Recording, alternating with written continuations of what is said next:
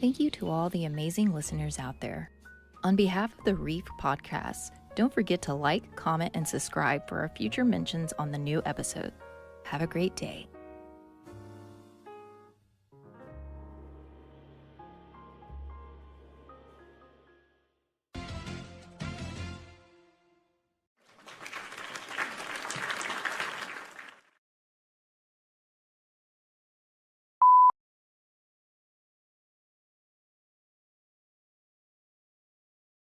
How you doing, everybody? Welcome to the Reef Podcast. I'm your host, Luis, joined by Doyle and ZDP. What is going on, guys? Oh. Why am I'm half faced right now. I need to go move over. Okay. I need to move over apparently on this. What? I need to figure out what's going on. We'll get myself situated. Stay tuned, guys. We're still trying to go through and figure out this whole camera angle. So do I need to go this way? A little bit. Yeah, that way. Keep going this way? No, the opposite way. Opposite. Over here. Yep, right there. There you go. All right, bet. We are going to be golden here. All right. How's it going, everybody? You might want to move. Good to see y'all again. Good to see y'all again. I've missed y'all. It's been 2 weeks. 2 weeks. And it looks like you, sir, had to go through and take some PTO again. What's going on with this, Louis? Why you gotta keep getting sick, bro? Hey, I hope everybody actually enjoyed their Thanksgiving. It was a great one. It was super fun. I actually ate a lot of turkey. I ate a lot of ham. I mean, I know people enjoyed our little thank you note. I mean, we all basically did our favorite dishes, and I was so happy to eat some ham, dude. Bro, I ate so much. Like my stomach was going to explode. When I felt that way, I went in for some more, dude. It was good stuff. So you're saying you became Snorlax for that day? Yes, I did. I definitely did. It was a nice day. It was good to be around family, and it was just laid back time and all. So, gotcha. All right. So, what do you have another question for everybody here, ZDP? Oh yeah. So, we're gonna start off with a non-sport question for you all, and I would like for the co-host and the host to go through an answer as well. But if you guys are watching live with us, let us know how you feel about it. If you had to give up one modern convenience like smartphones, streaming, or cars, which would you ditch first? I would say honestly, my phone. Okay. The reason why is because a vehicle is essential. You need a vehicle to move around. You need the vehicle to actually go get groceries. You need to get to work. There's a lot of things that you have that. The phone is important too because they might actually call you for work and everything like that. But if you show up on time, you don't have to worry about having a phone because you already know that you're going to make it. So I will say upon this, you have DoorDash and other delivering services and fees to help you get to your establishment. Now, it may cost more in the long run, but that's my only rebuttal with that. For me on that, I'm going to say streaming. Like, I feel like there's a lot of wasted time. The phone for me, like, yes, it's a gift and a curse. But streaming, there's a lot of dead space between there. And I essentially, I love watching animes. I love watching TV shows. But when I binge watch, and I waste a lot of time watching that. But yeah, Doyle, what about you, man? Probably streaming as well. I can easily get away with not having the streaming services just because I can find other ways to watch everything and handle everything. Oh. On your phone. That, and then if you don't have your phone, you can have cable, regular cable. Just get an antenna. You'll be able to watch cable. True. There's other ways out there. Yeah. All right, so what about you guys in the chat? Let us know what you think. What is one thing you can go through and live without, or that you would ditch first as a modern convenience? We would love to go through and hear about it. Any reason why? All right. So y'all want to get to some reactions? So over here, Chanter says that she misses Nokia. Who remembers Nokia? Ooh. Are we talking about like the old Palm where you go through and play the snake game, like the old school phone, like the with the what was that, the QWERTY button where you have to go through and type every so often to go through and text? I knew I could sit there and drive and text and not even pay attention, hit the buttons the whole time and know what I was saying before I said it, because I knew how many times I had to go through and hit the button to hit, the Y, the U, all that stuff. So, all right. Tell me you're old without telling me you're old, right? So over here, Sinful Pixel says that she actually still has that phone and she still plays Snake. Oh my goodness. Okay. I give you props to that. How's the battery life? How is the battery life on that Nokia? Are you going through and burning it or keeping it on the charger? How is that? Send us a picture. Matter of fact, I gotta see it to believe it. Send us a picture. If you are following us on Instagram or on Twitter, or even if you're in the Discord, send us a picture. We want to go through and see it.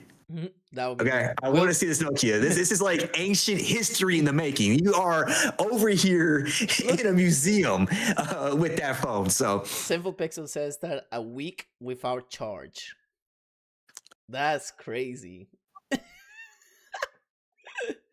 Dang. Okay. And over here, we did get a new follower on Twitch that I want to actually bring up. So thank you, Tall Gray. Welcome in. Appreciate you joining us. And Little Nightmare actually had a question for us. He says, if you had to choose between only one football team, who's your favorite and why? Yeah, I'm wearing them. I'm wearing them right here too. Them. Hey, I'm wearing them right here. If you know, you know. Yep. We need to get Doyle here a little Bill Belichick type of jacket so he can wear them.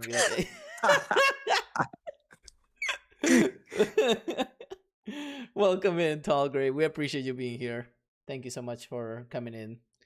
If you don't mind me asking, how did you find us? And boy, okay, let's actually get right on the topic because we have a really long episode today. We don't know, Doyle. What is your team, dude? Bill Belichick? What? Patriots. Come Patriots.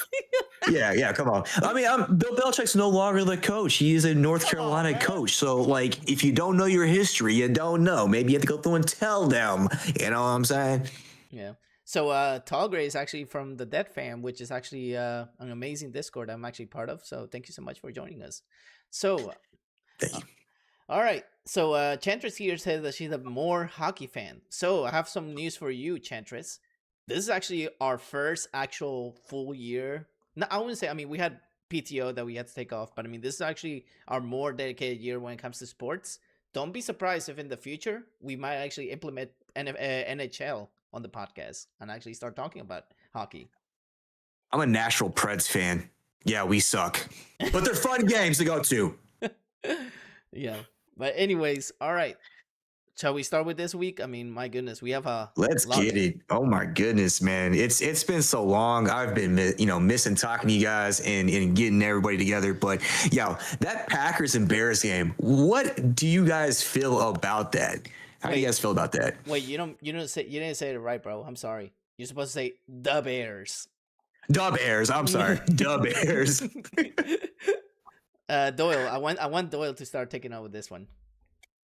All right. So with that game, I felt like Chicago at the end of the game went away from the run game a little too early whenever they got down near the goal line because they were able to move the ball easily on the Packers with their run game because the defense was just so worn out. And Caleb Williams just needed a little bit more of a touch pass, and that would have probably been a touchdown. And I think Chicago, if they would have scored, would have went for 2. It is Ben Johnson's MO from that being in Detroit. I think he would have gone for the win and not played for overtime. But even if you watch that last pass by Caleb, if his receiver was wide open, his receiver still had a hard time catching because how behind of how short of a throw Caleb threw. So that's going to be an interesting game, I think, in 2 weeks when they play each other again, but this time in Soldiers Field. So it's going to be probably a great matchup. Oh, hands down, dude. I mean, with the Bears alone, it's an amazing year that they have had under the new head coach, Ben Johnson, and to be able to help Caleb Williams prosper from that. But what's even better is that defense being able to lead the leagues in turnovers, interceptions alone. But one thing that has really impressed me from this game was how Jordan Love played in this game to go through and drop 4 touchdowns. Like regardless of what happened at the end and getting the consistency of where you're going through and running and stuff like that. To me, Jordan Love, the past few weeks, has done a phenomenal job at flipping the script and turning it on when his team needs it the most. But that's my take on this game. So my take for last week has to be Denver is always Denver now. Like, they're actually showing that they have potential, but I do have a final like a big statement to make. Who is it going to be between Patriots with Doyle and the Denver Broncos? Who is it going to be between those? Who's going to take the number 1 seed, guys? I mean, so for me, the biggest thing here between the two, Denver is great at home. Mm-hmm. Undefeated. Well, they lost against Green Bay, right? I think they lost against Green Bay. No, they play Green Bay this week. Yep. Okay. They're still undefeated. So they're still undefeated. Yeah, there was talks about that. But if you get Denver as a number 1 seed, they're going to be lethal in the playoffs. New England being that team, again, that a lot of people are surprised about under Mike Vrabel, who did his thing in Tennessee.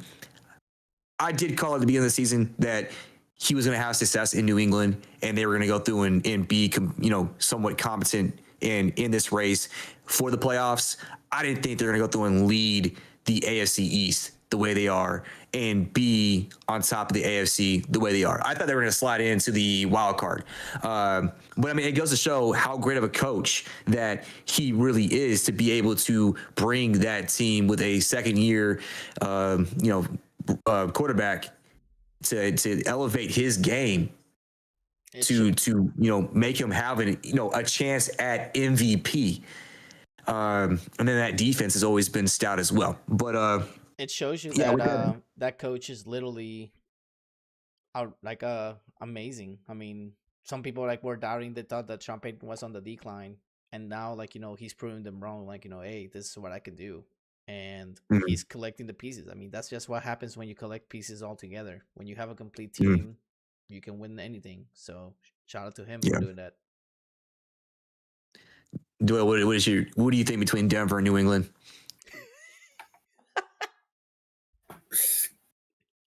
Not biased.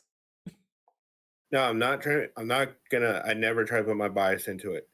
So looking, I don't know how it is. No, looking at schedules, both of them still have some hard games, depending on how the season breaks down. New England still has Baltimore and Buffalo. Buffalo this week at home for them, and then Baltimore back to back. And then they finish with the Jets and Dolphins. So Denver has 3 more home games. They have one away game. No, but the more interesting part will be because their one road game is against Kansas City. Yes. In Kansas City, where Kansas City might be playing for playoff hopes, or they could be playing spoiler, but it's going to be a home game for them playing hard.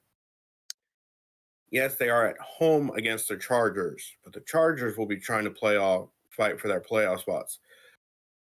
And then I think they finish off with, they have Green Bay this week, who is fighting for the playoff hopes.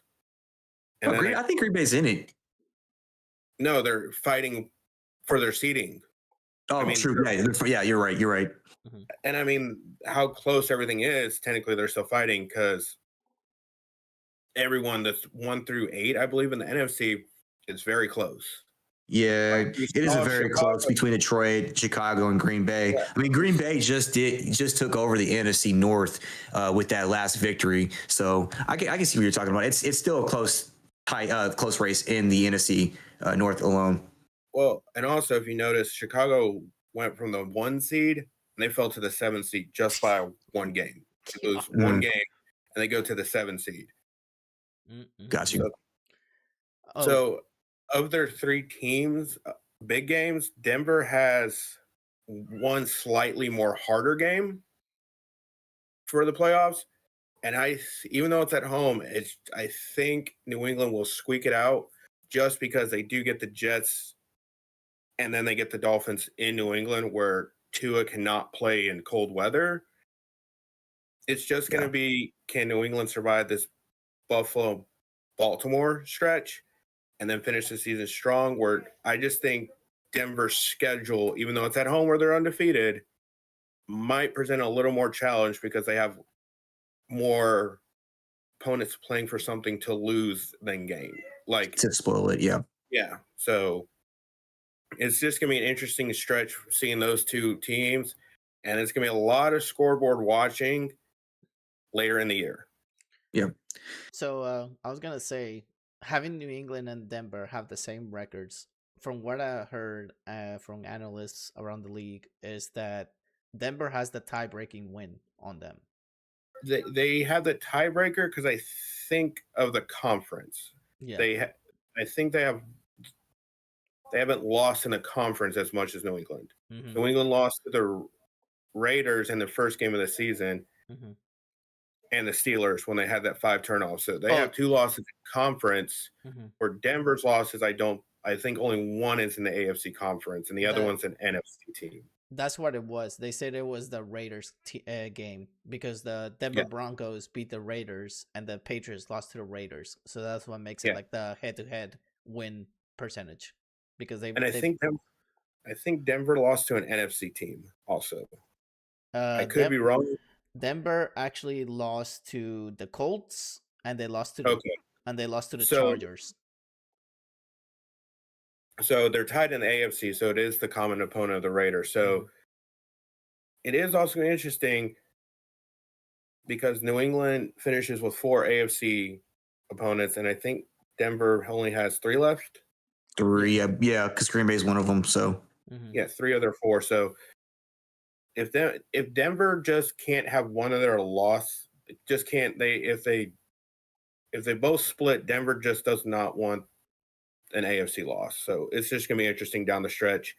Who's the 1 and who's the 2? Because that's gonna be the 1-2 seed. Now, I agree. The last thing I'm gonna say about these two teams is that this reminds me a lot of 2009 when the Saints and Vikings both had the same records, and it came down to the last game, like one little game to decide who was gonna be the number 1 seed. But now we're getting this on the AFC. I just saw that. I was like, wait a minute, this is just deja vu all over. But instead of NFC, it's AFC now. So I was just like, I feel like there's a shift though when it comes to just the powerhouse. Like NFC was so big, so strong for so long. And you have more challenge. Well, I mean, this year alone, you have a lot of challenge with the seeding wise, but AFC is just, I don't know. I don't know. A little bit more. NFC is also close because I think all their 1, 2, and 3 teams have the same record. I think they're all 9-4, with the Packers being 8-3-1. But it's the Rams who are the 1 seed at 9-4.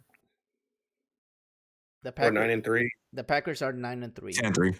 9-3. It's 10-3, 9-3. Packers are second. Philadelphia is 8-5 because they're the division winner in the East, and then Tampa Bay is leading the NFC South.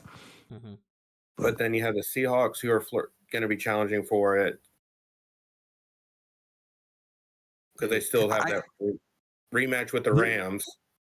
There's still a lot. Even in the AFC North, regardless of how many losses are there, like the contention is still there, just like how the NFC North is really in contention there. Even in the NFC South, with the Saints going through and causes some mayhem with Tampa Bay losing, and you have the Panthers coming up slowly, having the same record as the Bucs right now.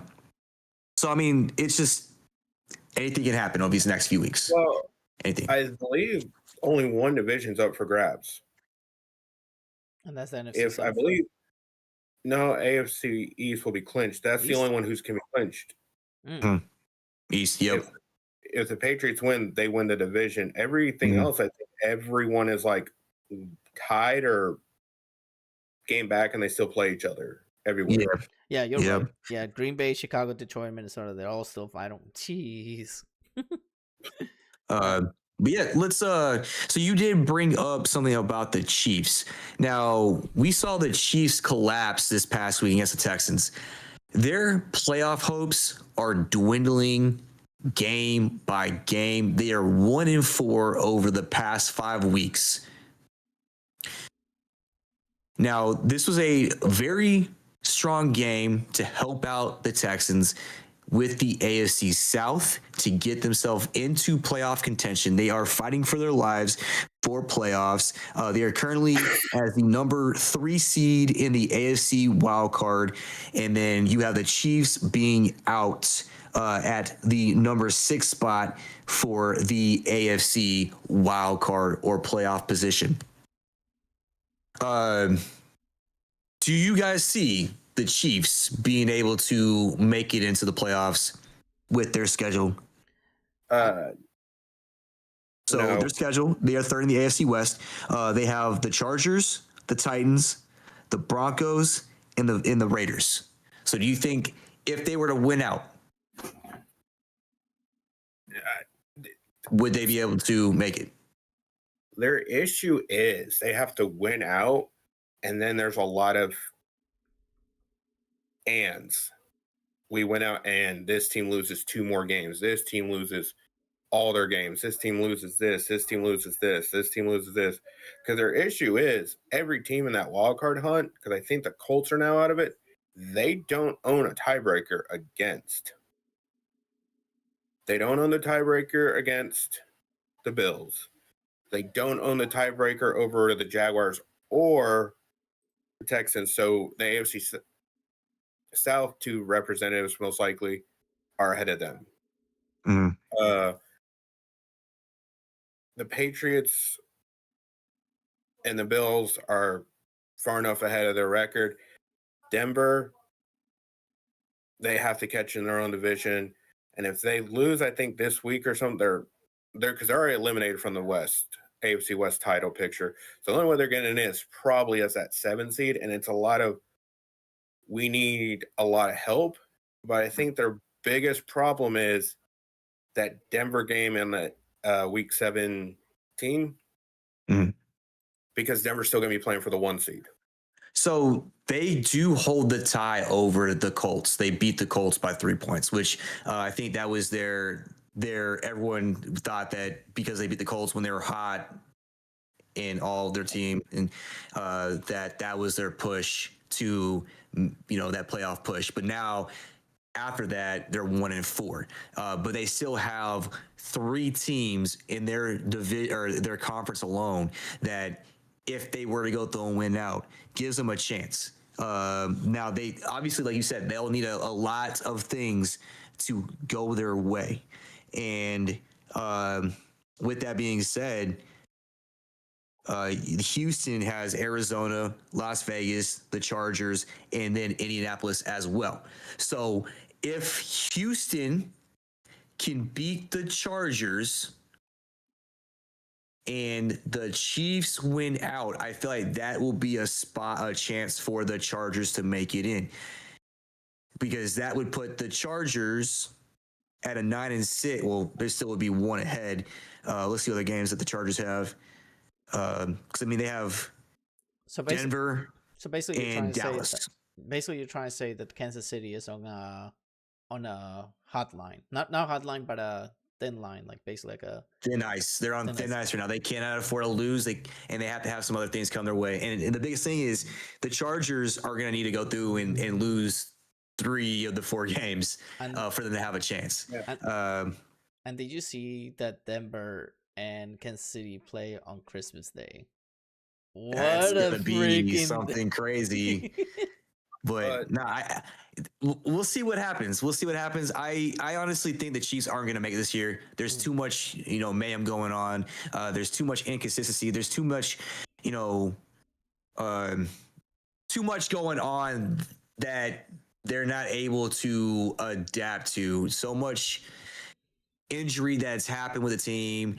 They're not playing as the same team as they have played in the past. Now, we did see a little bit of it the previous year where they won close games and they got blown out in the Super Bowl.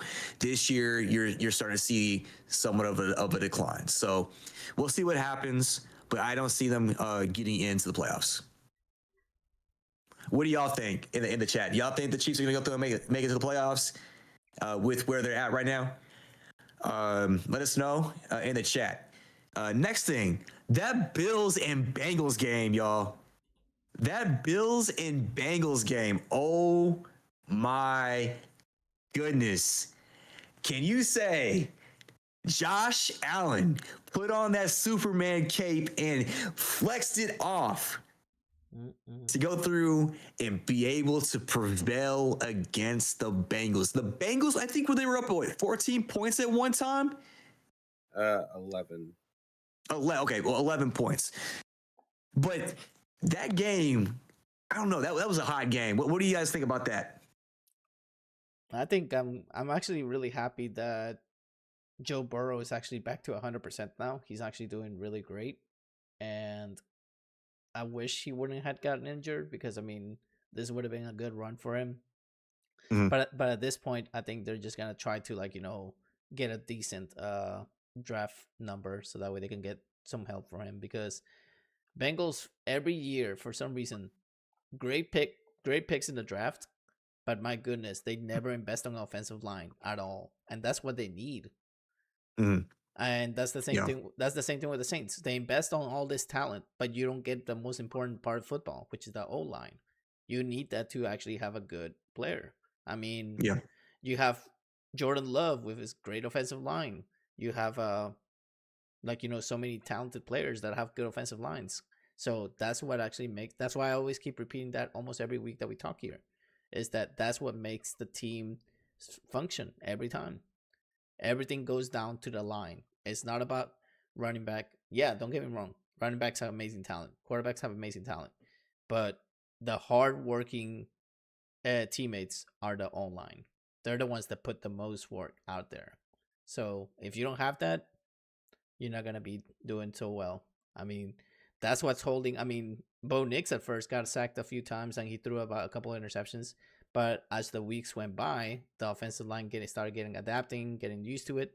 That now they're they're doing better, and the defense as well. Their defense as well. But I'm just saying, O-line is the key to victory. If you guys don't know, there's a meme out there with him saying that statement. It's pretty funny. But yeah, Doyle, what is your take on it? I mean, this game showed why the Bills might be the most dangerous team in the AFC and a good contender to maybe win the Super Bowl, because against all quarterbacks that are currently in the AFC, Josh Allen is probably the only one who can easily grab that cape, turn into Superman, and carry his team to victory single-handedly. Mm-hmm.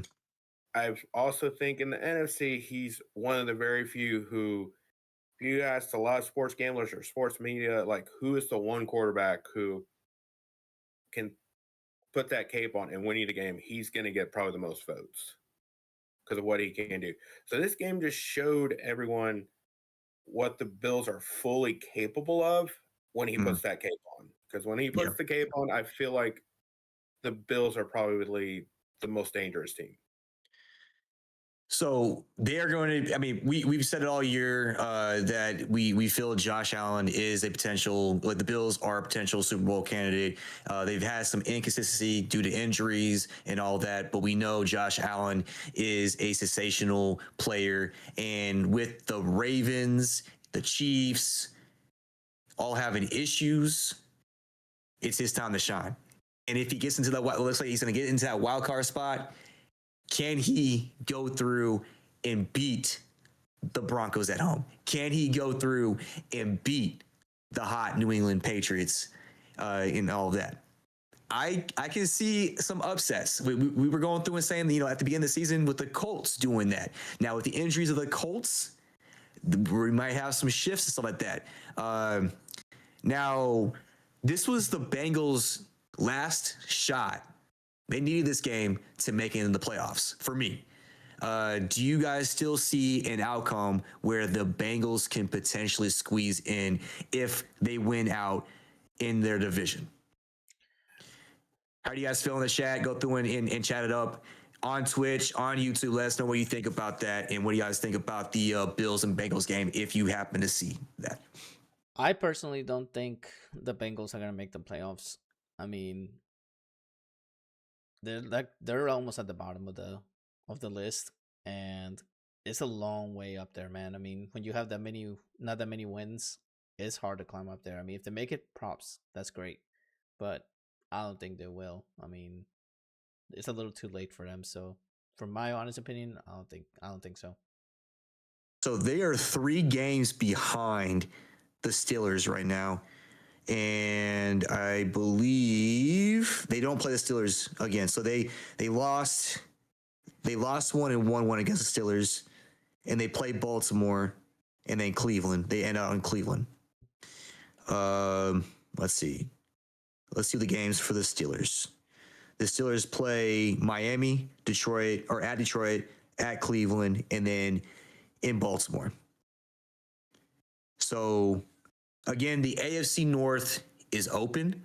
There is still a slim possibility that they can win it if, again, like how the Chiefs have, A lot of different outcomes need to go through and take place. But the only way for them to make it into the playoffs is if they win the AFC North.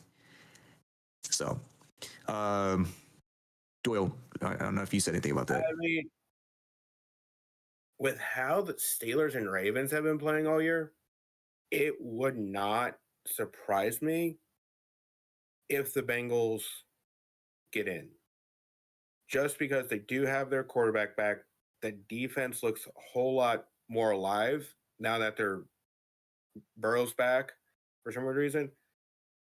The offense is now clicking, even though it was clicking under Joe Flacco, but it looks more potent, or it just seems different in a little bit way to me. Yeah. And I just don't trust the Steelers and Ravens. Like, the Steelers were running away, and then they had their collapse. The Ravens have forgot how to play offensive football for some reason, with Lamar being Lamar not being Lamar. So, and I mean, could they do it? Yes. Would I be surprised if they did it? Kind of, because that means both Ravens and Steelers both had huge collapses. Do the Bengal fans maybe not want to win the division so they can finally fire their head coach? I mean, it's a what would Bengals fans really want? Do you want to keep Zach Taylor, or do you want to try someone else? Because if he wins the division, he's most likely going to get brought back. So, but I would not be surprised if they make it, just because we've seen the Steelers and Ravens look god awful. Inconsistent. Well, yeah, they're not the same. They're not. There's not one of them who's going to be like, oh, I'm going to win out. Yeah. So yeah, we said I don't know. Got you. So let's get to the next one. Okay, so the Chargers stunned the Eagles in overtime. That game was like turnover city. Picks and fumbles and picks and fumbles back to back to back. Man, I didn't watch the full game. I watched some of the highlights and a little bit here and there.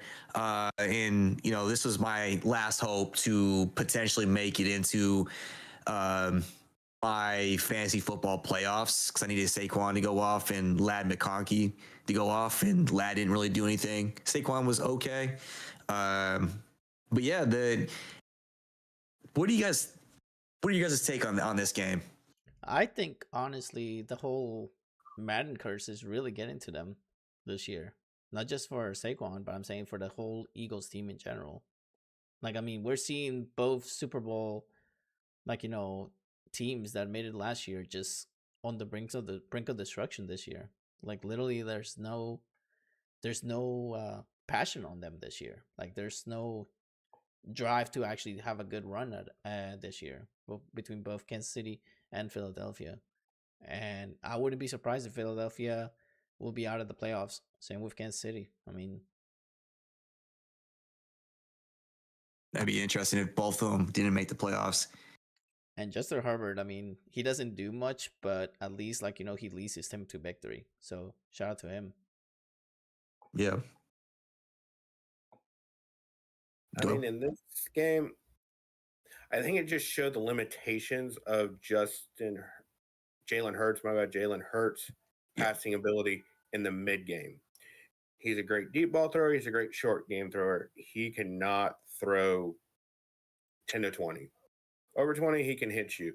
1 to 10, he's going to be a great passer. But that 10 to 20 range, he doesn't, for some reason, he can't make those throws.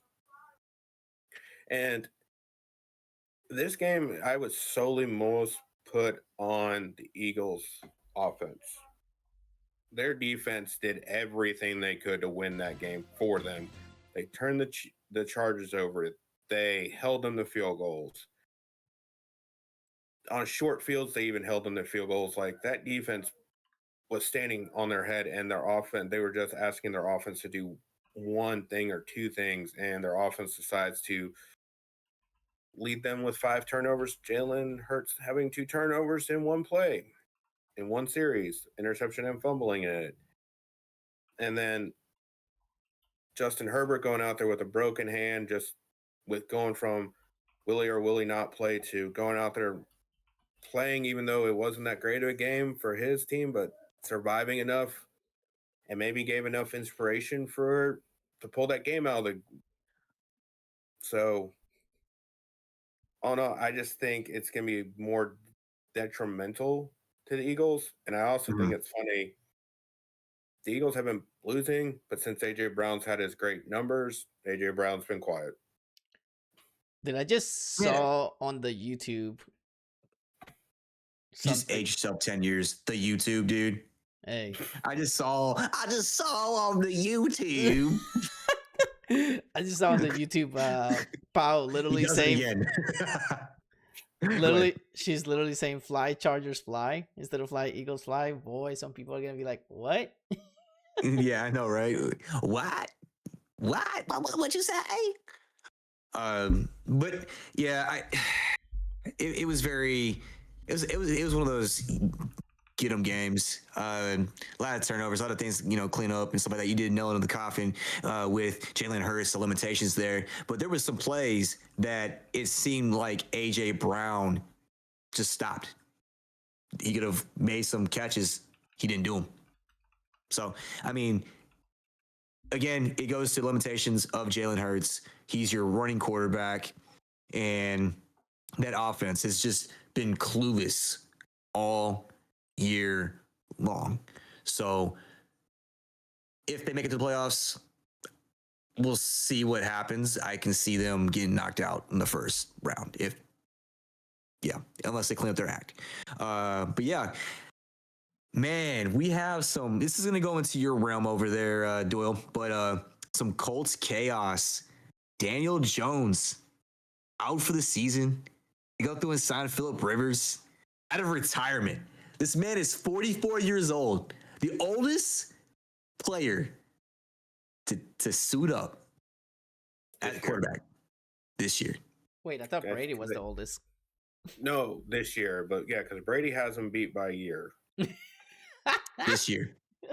But I also think it's funny that Phillip Rivers went from a potential being a Hall of Famer this year, because I think he was in the running this year, correct? He made the semifinal list. Mm-hmm. And now because he signed, he's got to wait another 5 years. Yeah. Man. So, you were a semi-finalist to go into the Hall of Fame potential. That's a big come on, man. I'm sorry. Come on, man. You literally waited your 5 years. You're a semi-finalist for the Hall of Fame. Would you maybe get in on your first year? Maybe, maybe not. I didn't really take a big look at the Hall of Fame class because I was waiting to see who they cut it down one more time too. But he was up there with the quarterbacks. He might have not gone in first time, but at least second or third time. I guess he decided, hey, I'm going to wait 5 more years and hopefully I'll be in with a weaker quarterback class or a weaker class maybe, and he can get in like that. I don't know. But it's just going to be interesting to see. And they said he might start. Which he might start this week. So you don't think Ridley is gonna? Because they have him on third string right now, right? After the signing, so he was a backup quarterback, and then they signed Rivers. Yeah, I mean, who knows? Because he does technically know the playbook. Because I think he's an old offensive coordinator, and he did run those plays in high school as the coach. But I mean, is he just going to be the backup that everyone's like, put me in, coach. I got one drive in me. I'll win the game. 2 minutes down. I got this. Be the closer every time. Pull the young kid out and tell Phillip Rivers, hey, you just got the 2-minute drills. Don't die if you get tackled because you're brittle. I'm sorry. Yeah. I'm just looking at YouTube. Also, this makes you want to sing that song by TLC. Don't go chase waterfalls. Please stay to the rivers and the pieces you used to. I posted in the chat over there. We clowned it, but I'm sorry, Doyle. Go ahead. I also thought it was funny how everyone saw that he was Matt Stafford's about to pass him in passing yards, and everyone said Phillip Rivers said, "Hold on, not this week." So it'd be funny if that's the only reason he came back was hopefully Matt Stafford retires and he can stay ahead of Matt Stafford in passing yards. But I don't know what they're doing with Phillip Rivers. The man is trying to, maybe he needs more money for all the kids he has. He does have quite a few kids. I mean, he's running an army over there. I'm sorry. This is the song. Everything is just great. Like you guys make it. You guys make it fun here. I gotta say that. You guys. Let's get it. But yeah, outside of that, we did get into your realm. Is there any other updates or key injuries that you pop off the dome? Jaden Daniels ruled out. They're going to see. Out. Yep, he's ruled out. Rolled out. I think you said he pulled out. I'm like, wait, hold up. Who knows? He might have just be safe. If he has a wife or girlfriend, he might have been safe and pulled out. We don't know. Not going to speculate on what he does. We ain't judging here. You got to do what you got to do, man. He's ruled out. They're hoping he might be back for the Eagles game. Zach Ertz is out for this season after tearing his ACL.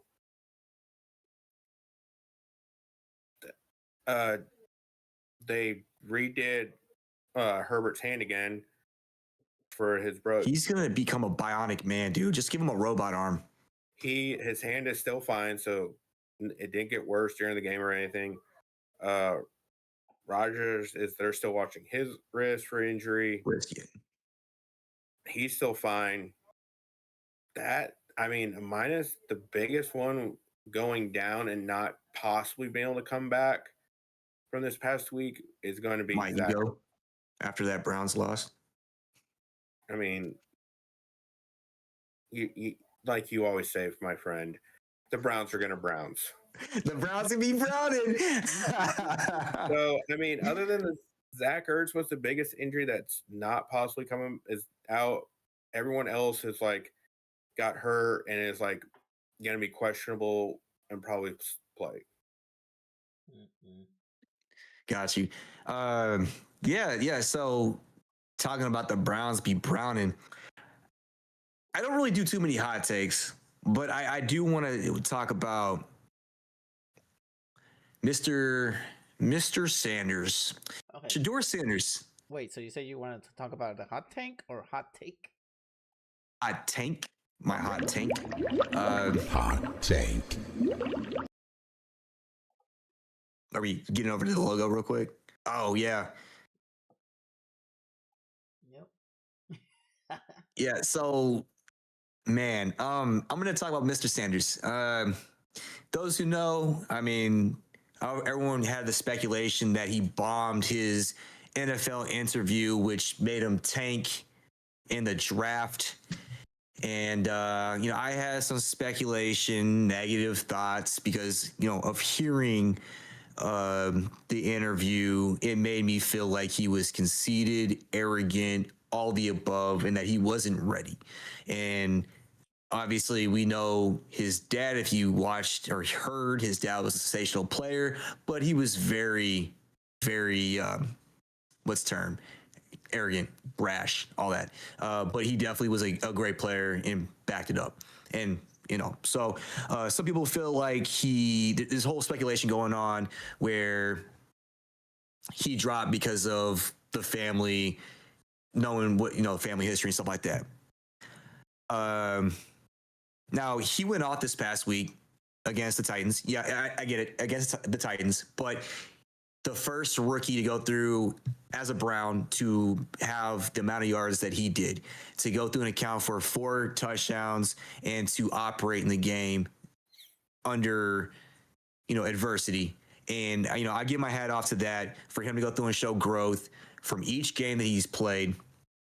And then, I recall going through and talking to a gentleman about this whole Shedeur Sanders, and then I told him I was a Browns fan, so we were going through and talking about it, and I told him about the podcast and that, and he was a little, you could tell he was a little angry with how I viewed Sanders, but essentially, I told him, I hope for, success for Sanders and all that.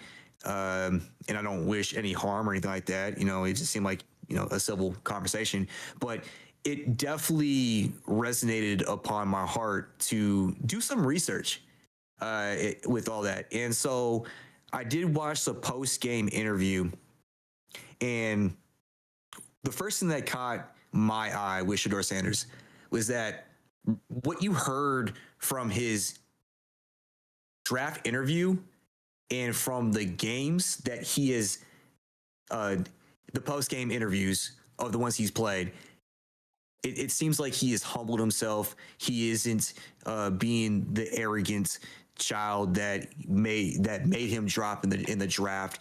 But one thing that really resonated with me was that he gave his faith to God. He kept going through and talking about God and all of that, even when people were going through and asking him questions that were kind of like those setup questions. And he still went through and redirected it. And to me, it showed just growth in general, not only as a player who's going through adversity, being a 5th-round pick, going through and fighting your way to get into the starting quarterback spot, regardless of, the play that's there in Cleveland, the quarterback controversy and stuff like that. Regardless of that, to shine in the opportunity he is given, I love to see it for the kid. Now, the real test is going to be again this next week when he plays against. I had a team up here. I apologize. He has another challenge this upcoming week against the Bears, who is known to lead the league in interceptions. How is he going to go through and fare against the Bears? I want to see, to kind of skew more upon whether or not, this game here is an outlier. But, as a Browns fan, it was very enjoyable to actually watch the game. Mm-hmm. Regardless of how our defense did. It was fun to watch the offense finally move. So my hot take is, for Shedeur Sanders, keep your head up, keep doing your thing, man. And give us hope. Give us hope in Cleveland, and keep directing your post-game interviews, your messages, how you've been doing it, man, because you will be a light in a dark area, and I appreciate that. So you have my eyes open, and you definitely changed my perspective upon that. So that's me. All right. I mean, I talked about my hot take earlier today already, but my hot take has to be like I said, the New England Denver clash. I mean, who's going to be the one that's going to take the number 1 seed? I mean, in my honest opinion, it's tied. I mean, if these two teams have to play each other at the end of the season, talk about nice matchup to end the season. But I mean, at the end of the day, I think it's going to more than likely, I agree with Doyle in a sense that New England might take it, but it'll be bittersweet to see somebody besides somebody that's been there so many times go up there and be the number 1 seed. Because I always like seeing that. I mean, I know like a lot of people have favorites. A lot of people say like, oh, my team is going to be all the way and everything. But in my honest opinion, I personally think that it's always great to see a team that hasn't done that in so long. So I'm going to go with Denver getting the AFC seed on this year. But that's my hot tank. Good. Doyle, you got a hot tank for us? My hot tank is this past week when what the Rams did to the Cardinals and how he played. I don't see anyone catching Matt Stafford for the MVP. MVP. Well, his closest competition in a lot of people's eyes is Drake May, which would have been awesome as a Patriots fan for him to win it. I just think what Stafford has been doing and has done, and he's trying to get the one seed of the NFC. May's trying to get the AFC, but when it comes down to it, I think the old guard of Matt Stafford is finally going to get his first MVP and solidify himself as potentially future first ballot Hall of Famer by getting this MVP and an All-Pro that I don't think he has gotten one yet, or he just might have a second team All-Pro. But this might be his first time also getting a first team All-Pro, which if he does retire, don't know if he is or not, because he did have those back issues at the beginning. If he goes out and wins MVP, potentially the Super Bowl and his first team All-Pro, it's a great way for him to cap off his year after being stuck in Detroit for so long. So I believe that Matt Stafford has almost won the MVP, but if he collapses, it's someone else's. But if he just stays how he is, it's his MVP. I don't think Drake May can do enough to catch him. That's a good one. That's a good one. I know you've been on Matthew Stafford for the full season and stuff like that, and he's definitely showed it. We had Baker at the beginning of the season. He was hot and heavy, and injuries on the team have definitely hurt the Bucs, and now they're stagnant on trying to get some wins. So yeah, I see that Stafford is leading that, and like you said, the only person that can potentially do it would be Drake May. Jonathan Taylor was up there, but I mean, he's kind of fallen off as the Colts have had their issues as well. But yeah, so I want to get to some. What's up? So you're saying that we're probably going to see the collapse of the Colts now? I feel like that's on the rise. I feel like that's on the rise right now. That was my hot take 2 weeks ago. Yeah, Doyle has been on clutch with his hot takes. He's been money Doyle. All right, so let's move on to our actual matchups. I mean, we have some good ones. Matchups, let's go. Y'all go through and post what you guys think is going to go through and win between these matchups when we go through and do it, and all of that. We love to go through and hear it and possibly tally it up. We'll possibly tally it up and do some stuff with that in the future. Absolutely. All right, so we got the Bills and the Patriots. I'll let Doyle start with this one because it's the Patriots. Doyle. I am going to go, as a Patriots fan, with the Patriots. This is going to be, surprisingly, they are home underdogs to the Bills. I think Mike Vrabel is going to do enough to stop him from being Superman.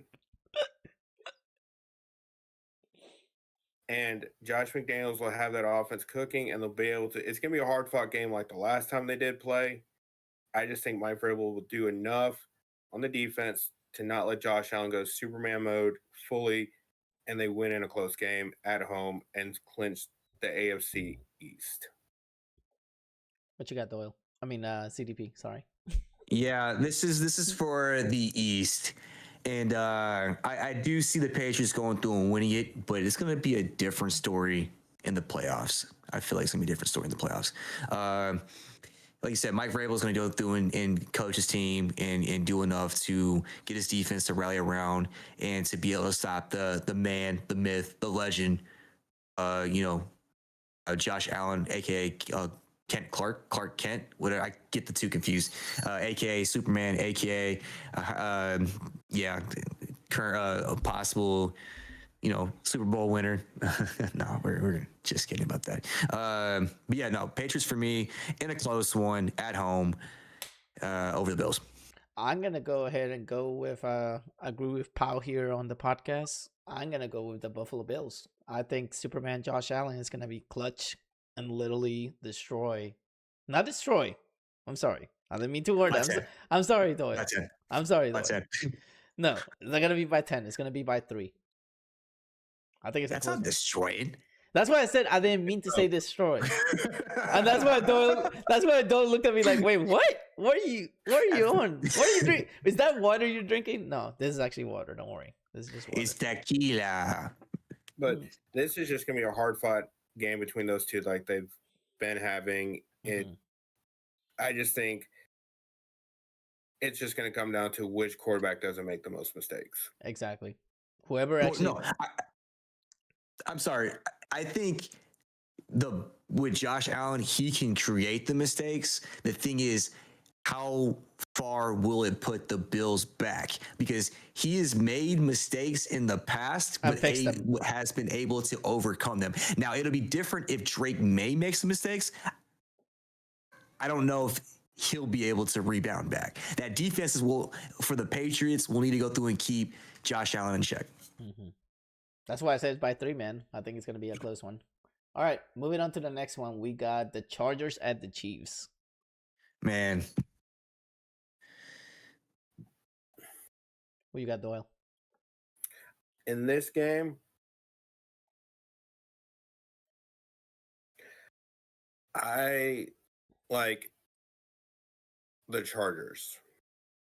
I think the Chargers are going to try to lean on that run game. Hampton's back too. Yeah, Hampton's back. He was back this past week. That helped a little bit. They just have played a very hard-fought game against the Eagles, and the Eagles' defense is way better than the Chiefs' defense. The Chiefs' defense has fallen off. I'm not going to say the Chiefs' offense has fallen off because some of their past 2 of their 3 games, even though they lost, were against the Broncos and against the Texans, the top 2 defenses in the league. And they showed why they are that top tier defense. I just think the Chargers are playing. Both teams are going to be desperate. I just think the Chargers just squeak it out somehow in this game. Mm-hmm. And you got to remember, the Chargers did beat the Chiefs in Brazil at the beginning. Oh, that's right. Yeah. That's right. So they played their home game was in Brazil. So that's their away game now is in Kansas City. So if they beat him, they basically had beaten the Chiefs in both away games. Yeah. But it's going to be a close one, and I just think the Chargers do enough and their defense turns Mahomes over enough like they did to Jalen Hurts. Mm-hmm. Yeah, I'm gonna go with the Chargers as well in a hard fought game. The biggest thing here is going to be the run game. I know. Well, Pacheco's out still, correct? Yeah. No, he's not. He's actually playing. He's back. Kareem Hunt was playing for them the few weeks. He's not their featured back anymore. Kareem Hunt, I believe, is now the starter. Okay. Well, it's still going to come down to the run game. Hampton, coming back, he has been a spark at the beginning of the season. He's going to help out with that run game against this beat-up Chiefs defense. Again, it's going to come down to the Chargers defense making that play. Because if you don't, Patrick Mahomes is going to go through and nickel and dime you, dissect you, like you are the frog in biology class. Hey, I mean, I gotta say, if the Chiefs lose this one, can we just call the song instead of Love Story, Loveless Story? Yeah, we'll definitely start it off with that. But yeah, Chargers for me in a close matchup. Gotcha. So for me, as always, go Chargers, go. They're gonna win again.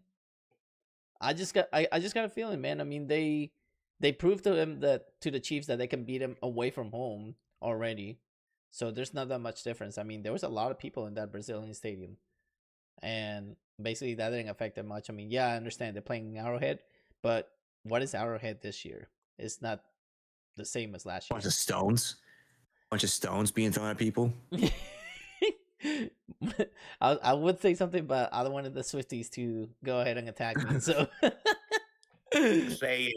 Just say it. I told them that. Just say it already. All right. Stanford was going to put Taylor Swift through a table when they lost to the Bills, and she did it. So don't worry. I already started the rage. I say go ahead and grab some Taylor Swift CDs and throw them in the stadium. Who has CDs anymore? Hey, it's all about the full disc now. If I'm not mistaken, record. If I'm not mistaken, people actually use their phones for lights now. You notice that in stadiums? Yeah. What are you talking about? What are you talking about, bro? Oh my goodness. But yeah, Chargers by 10 on this one. Oh wow. Yep. Wow. I just love when I do that. When I love those. Oh boy, the next one. This next one, dude. This is the one This is the one that you always love when I say, "Oh man." Oh man, we know what you're very dis. We'll let you go last, but Packers and Broncos. Packers at the Broncos in Mile High Stadium. Doyle, we'll let you go through and kick this one off again. Yep. I feel like it's gonna be Denver, mainly because Packers just played a hard fought game against. I believe the Bears are around the top 10 defense. They flutter with it. It's like between 10 and 15 ranked defense. Yeah, they're above water. Their heads above water.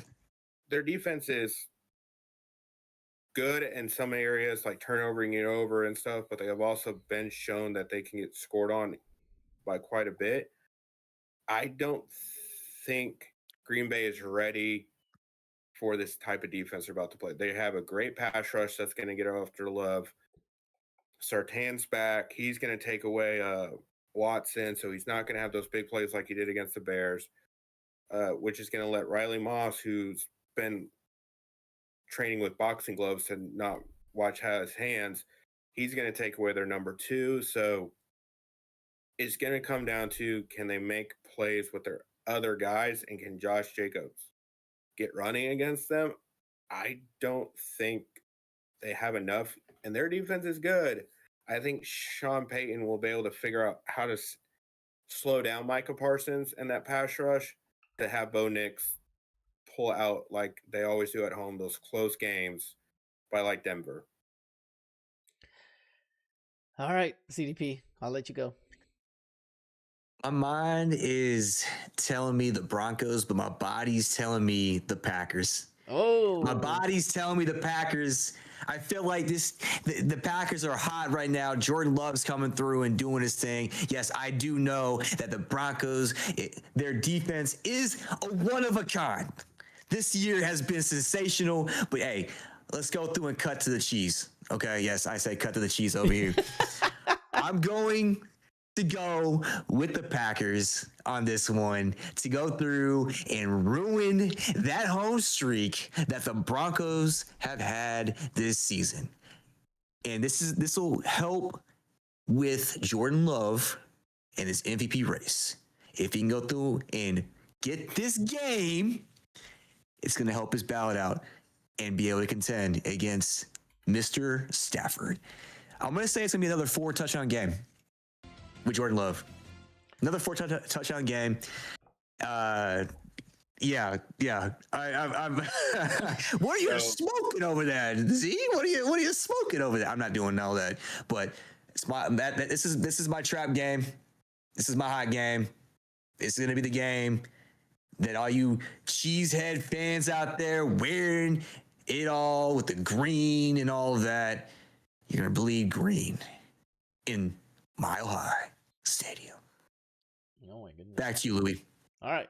So for me, you know me, Denver at home. I have to say it short and sweet. Denver by how much? 10. Denver by 10. I don't look at this as a trap game. Yeah. Because Denver, they're not going to overlook the Packers because the Packers record is coming in and Denver's still playing for something. Exactly. They're playing for the 1 seed still. So I don't think it's going to be a trap game. So, but we'll see. But I would not call this a trap game. Denver like, by trap 10. game was when Green Bay lost to Carolina. That was a trap game. But that was definitely a trap game. That the trap game. You Packer fans forget about that loss. That was this pre-game win streak. Tall Gray here says, "I'm gonna laugh at my when Green Bay beats Denver." Oh my goodness! Let's go, Hulk. Let's go, dude! His wife is a Denver fan. Let's go. Okay, so Hulk, what do you think the final score is going to be? on that game? Let me know about it. Let us know about it.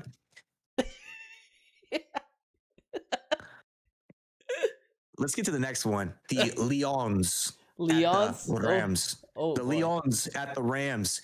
Doyle, take it away. Yep. So I like the Rams in this game. Of course you do. Yeah, because that's Matt Stafford who's going to fully cement his MVP. And this game, I always call these revenge games because the Rams basically have Stafford now. And he's always like, you know what? I'm going to beat you all every time. It's also a revenge game for golf because, they just Dude, also, you just love this rivalry. You just love this rivalry. It's the rivalry, yeah.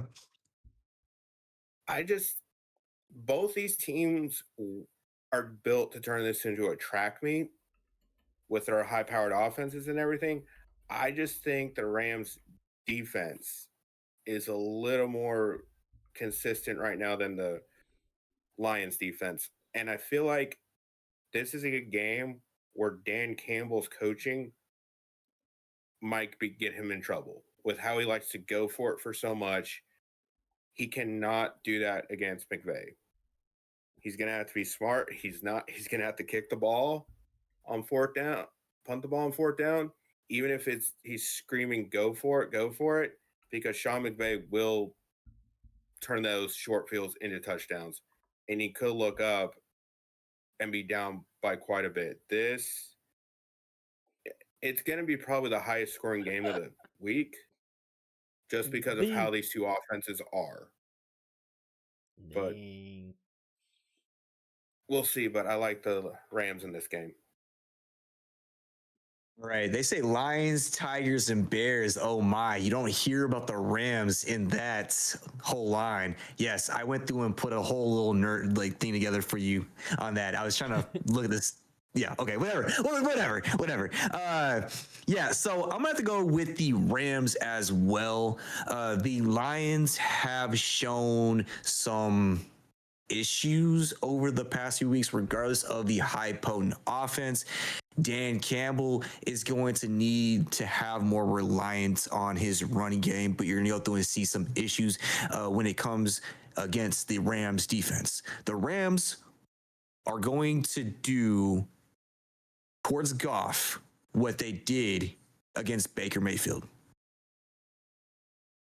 I will repeat that for y'all in the back row over there. The Rams defense will do what they did to Baker Mayfield. They'll do that against Jared Goff this week. So yeah, I'm gonna say it's a 10-point game. I can see this one being the highest scoring, but the Rams are gonna go through and pull out pretty big on this one, and especially being at home. And again, Matthew Stafford going through and doing Matthew Stafford checks things and balances and stuff like that. So yeah, I'm gonna go ahead and go with the Lions by 3 on this one. Lions. Yeah, Lions are going to win this one by 3. And also, I wanted to mention real quick, Tall Gray says, yes, I'm Green Bay. We'll be at that game. So apparently he's going to go to that game. Hey, take pictures. Share it. If you are following us in Discord or have the Discord or on social media, send it to us. Let us see it. I'd love to go through and see it so we can go. If you're cool with it, share your story, man. Yeah, we would love to have it, Tall Gray. It will be great to see you, represent your Denver Broncos, and then that I love that when a husband and wife have opposite teams. I love seeing that little rivalry. It's great to see that. I don't think there's a rivalry there. I don't think there's a rivalry if you're married to. If I was married to a Timo North fan, because I'm a Buckeye, that would be something different. Okay. It'd be something if you were a Packer and a Minnesota fan being married, okay? Something like that. No disrespect. It's a little, fun talk if the teams are playing against each other, but it's nothing like a rivalry where you go through and you look at it every year. You can talk some mess. Mm-hmm. Yes, mess. Bobblehead. Yeah. Okay. Anyways, let's get to the next one. All right. The next one that we got here on the matchups is Ravens at Bengals. Okay, so this one's a little tough to pick, but again, Doyle, you start us off. Give me the Bengals. I just think they're gonna keep sticking with their reliant quarterback of Joe Burrow. Lamar and that offense have not been performing. And I just don't think Lamar can go into that Superman mode that he might need to go into to stay at point for point with the Bengals offense. If the Ravens defense could keep playing like they've been, it might be a good story.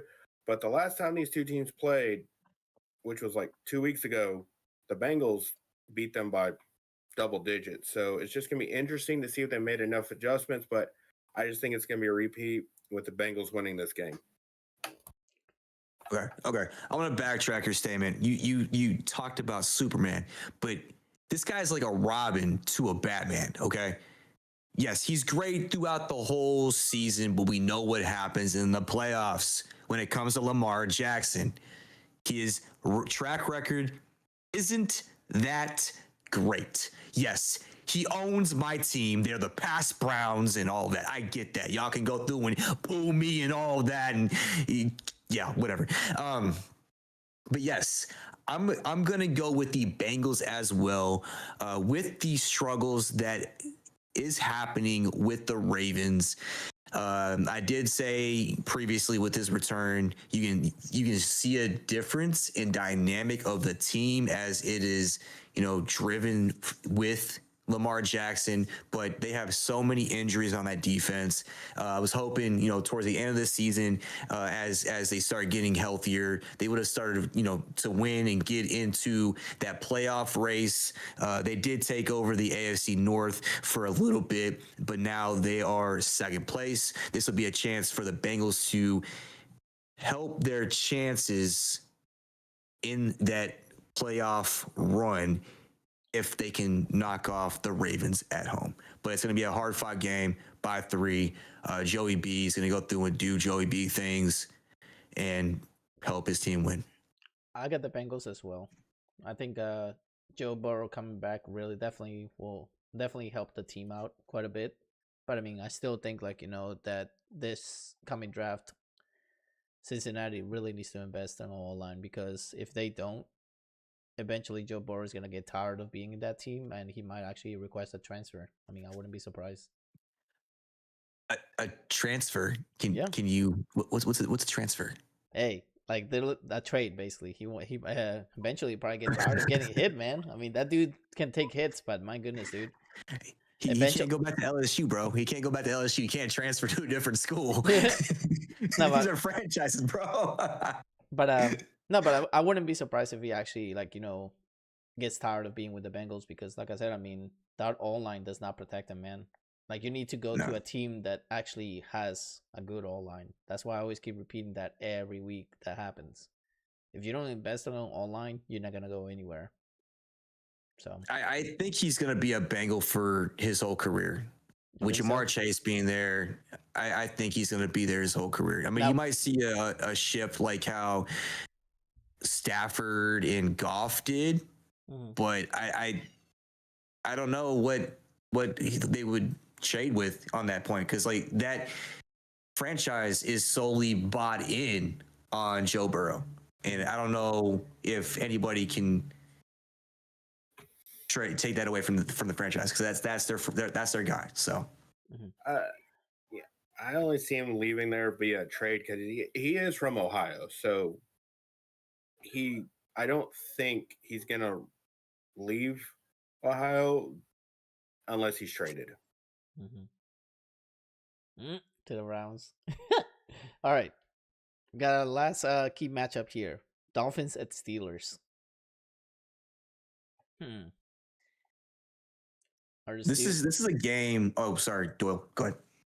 This, I'm gonna say, is going to be the Steelers, because I think the defense gets on track.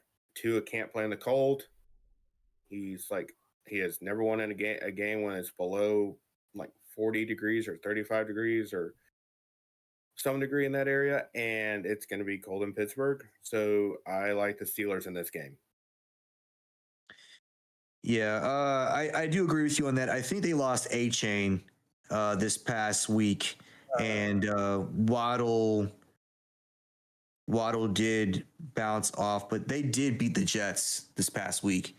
And I think it was pretty cold there, but I mean, it is the Jets. It is the Jets. So, Tua's going to do Tua things. He's, like you said, he's not great in the cold, but the Steelers defense, not as prolific as they've been the past few years. But I think the Steelers defense is going to do enough to slow down the speed of the Dolphins and take away their playoff chance. But it would be very interesting if the Dolphins could pull this upset, because that would definitely help Joey B's case on the playoff run. So apparently Firefighter here says that he disagrees with Doyle and he thinks it's going to be Miami winning that game. He said, I can see Miami do it. This is one of those that it's a toss-up.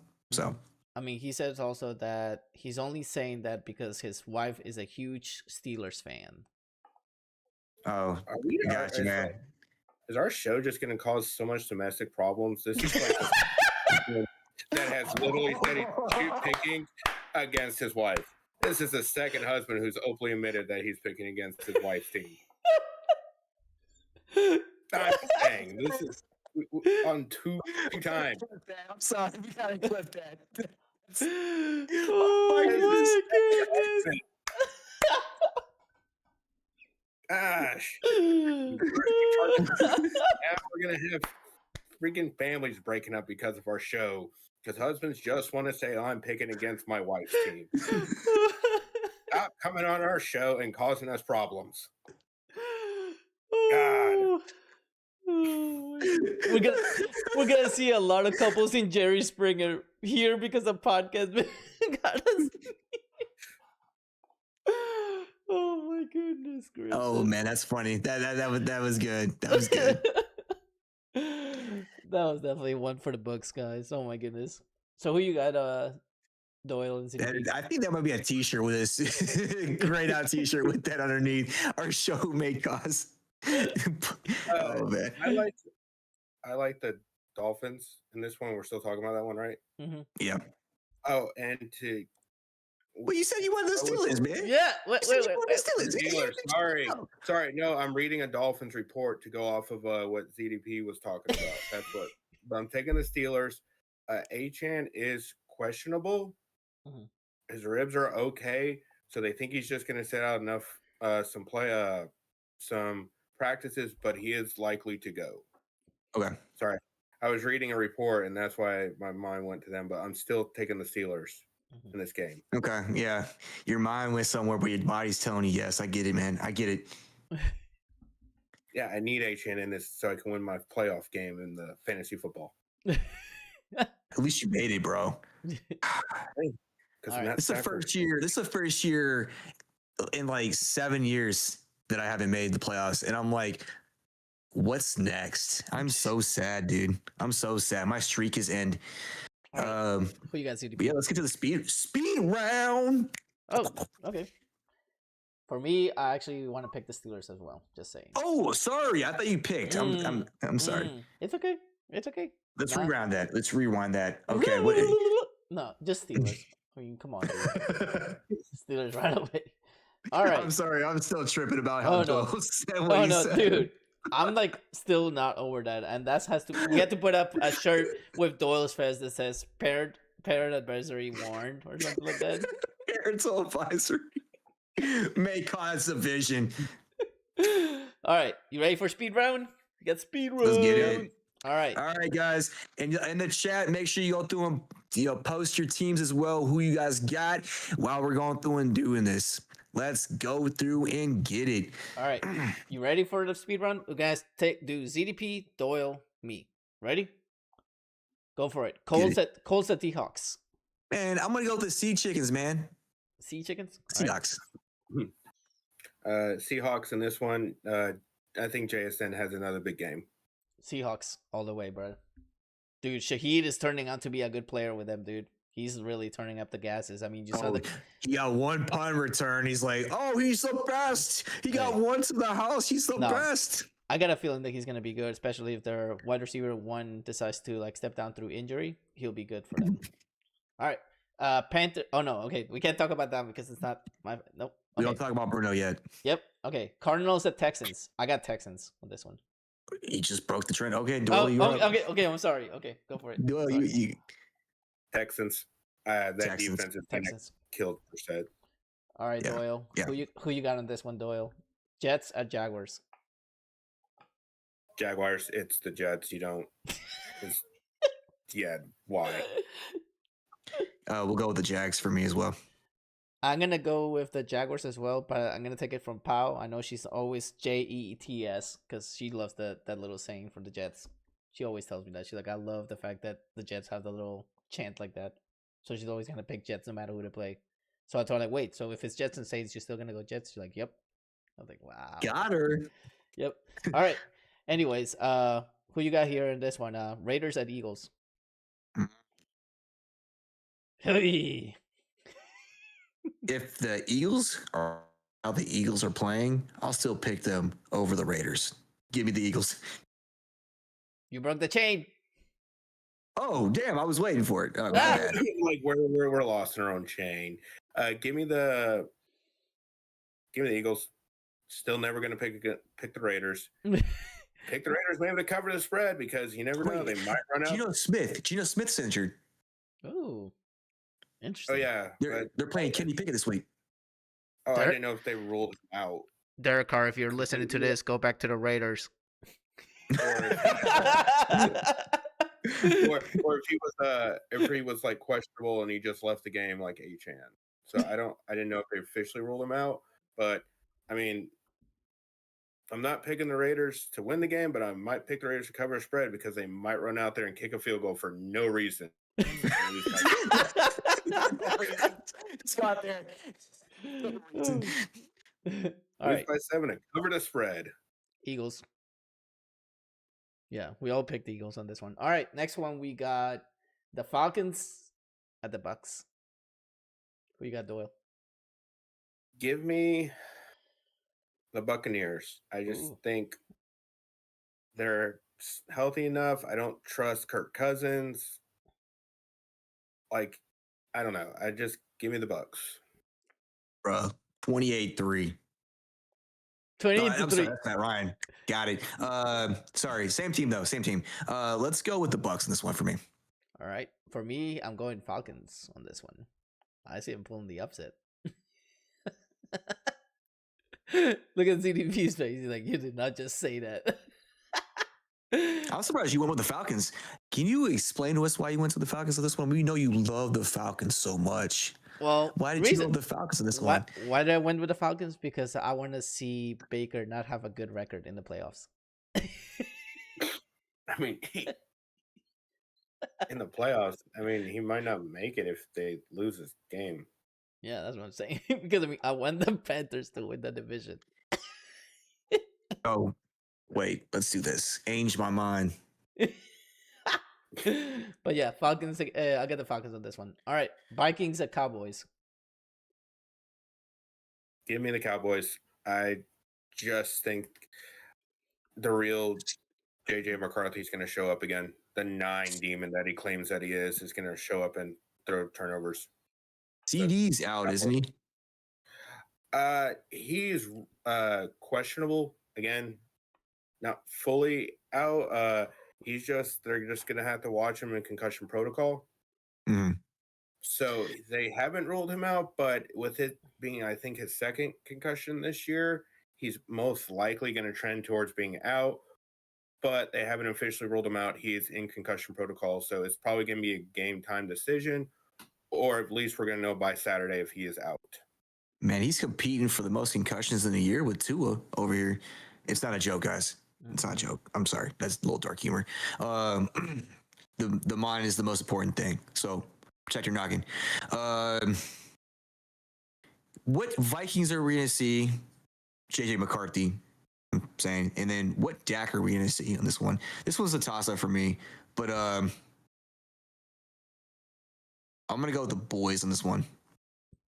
I got the boys. I can't trust the Vikings yet. I mean, Cowboys are still going to fight for that spot. There's still the Eagles up there, so Jerry Jones and Cowboys. It's Jerry Jones, man. It's the Jerry Jones. The Jerry Jones show, bro. All right, Titans at 49ers.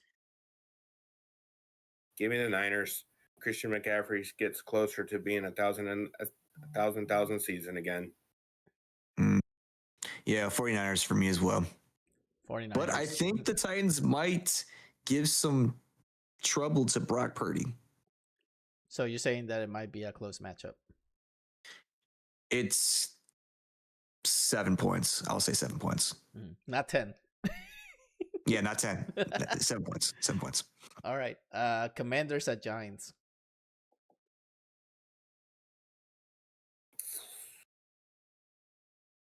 Give me the Giants.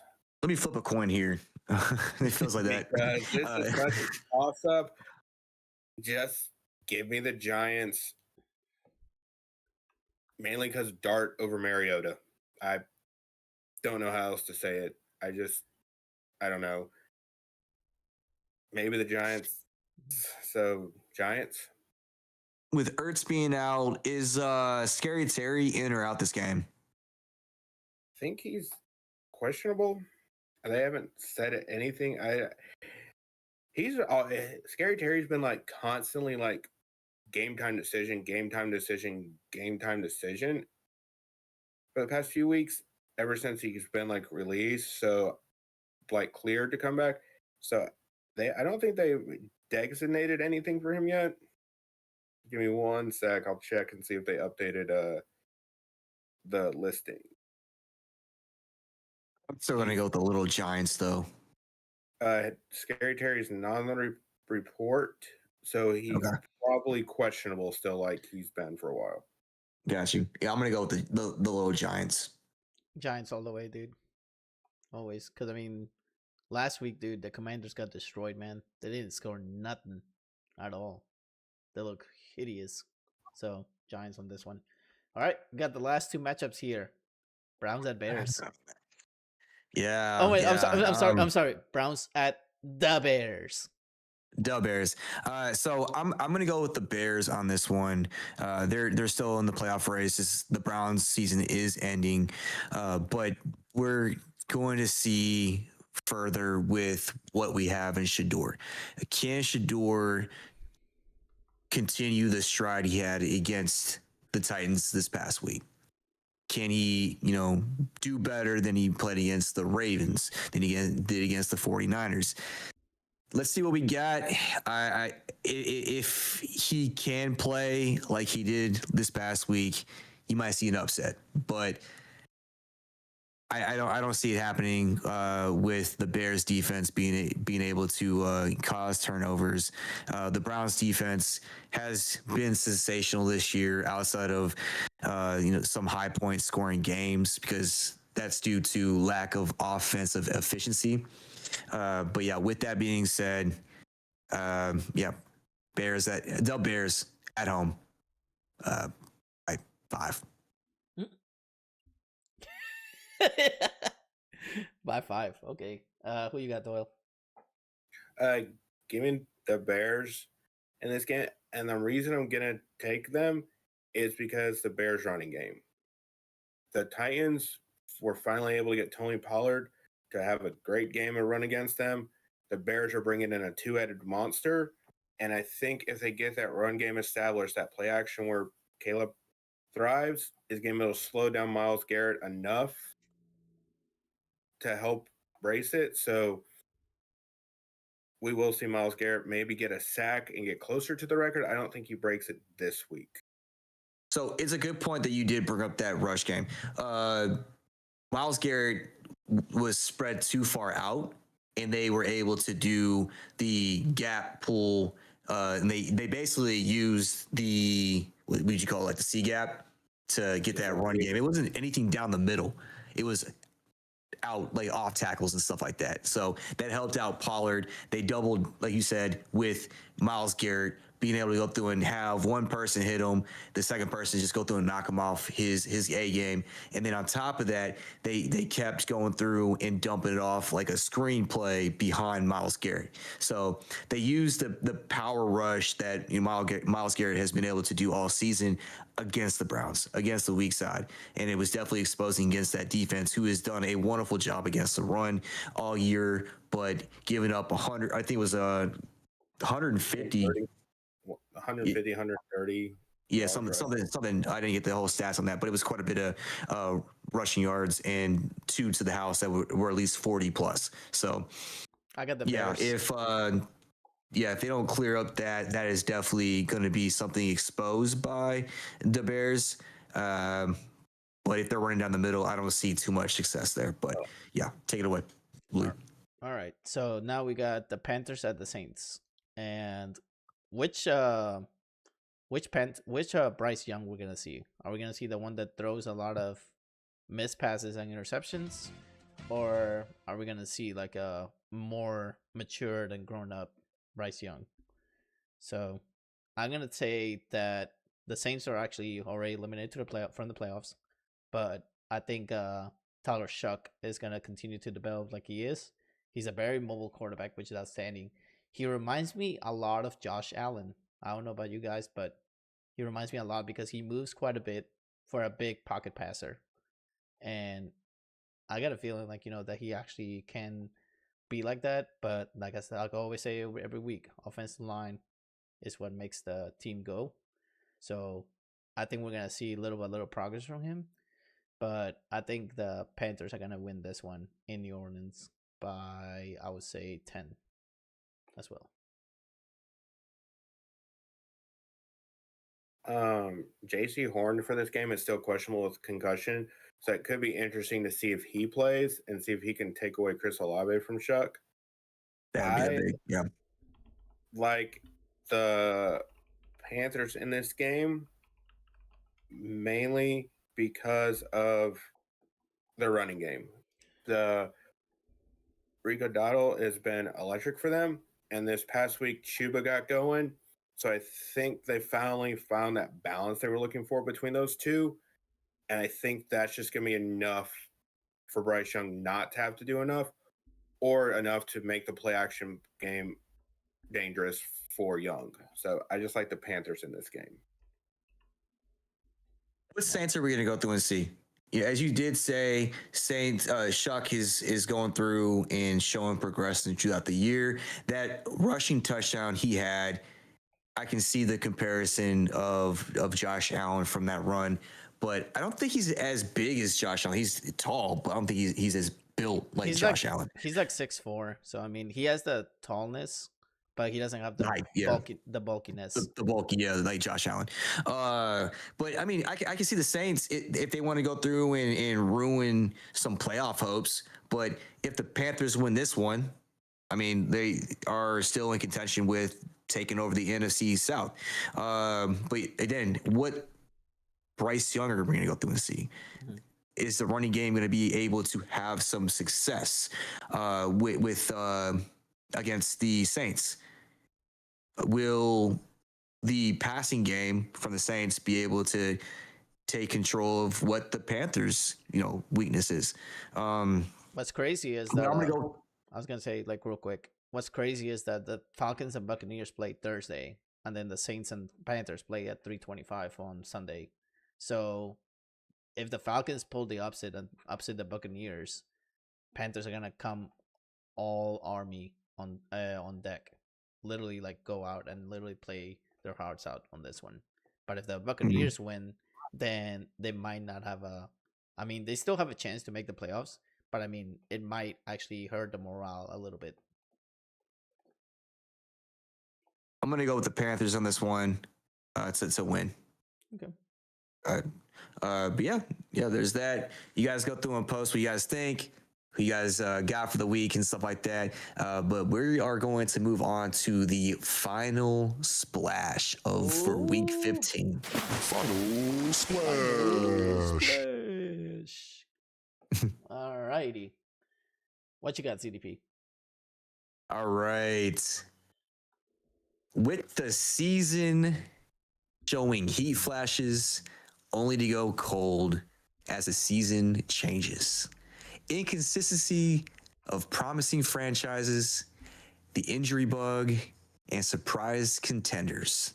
Week 15 is a pivotal week.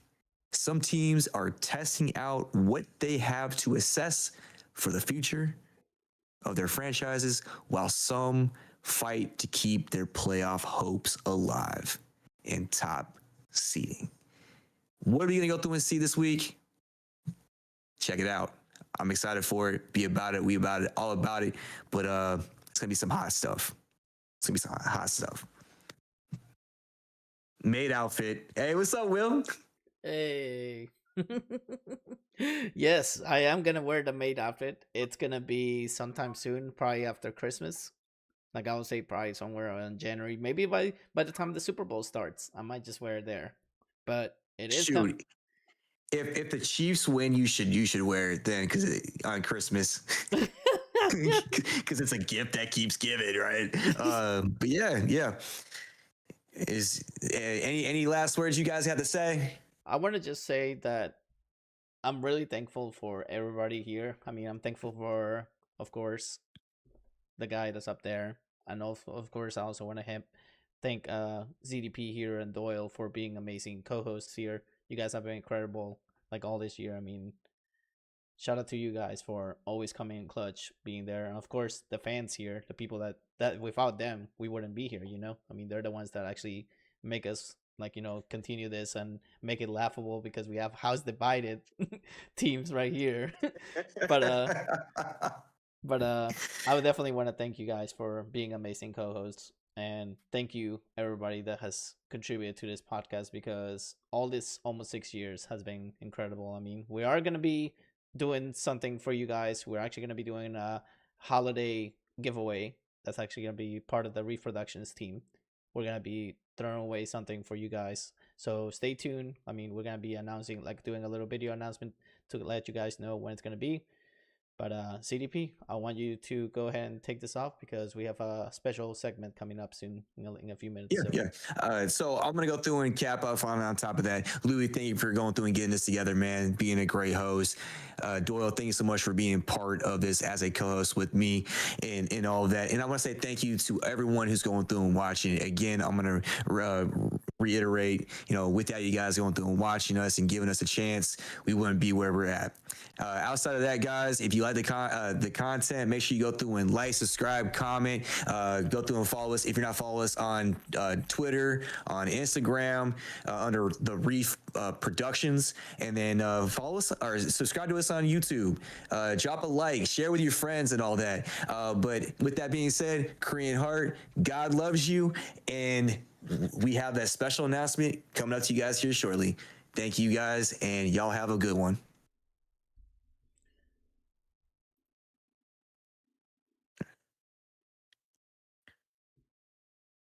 Right, so we bounce out now, right? Yep.